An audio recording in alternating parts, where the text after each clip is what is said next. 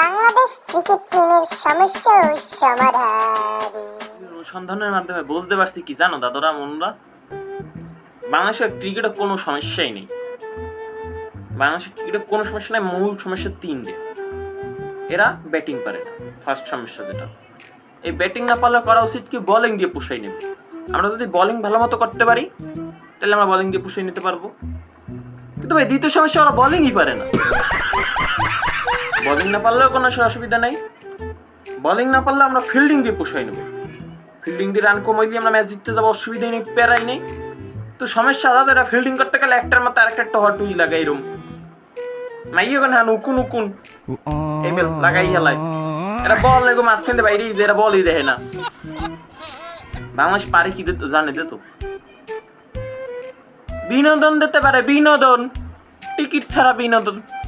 কালকে বাংলাদেশ বিনোদন দিয়েছে, আমাদের বিনোদন। সবাইকে বলি যদি বিনোদনের অভাব হয় যে বাংলাদেশ ক্রিকেটের খেলা দেখছেন, খুব মজা পাবেন। আজকের মতো ধন্যবাদ।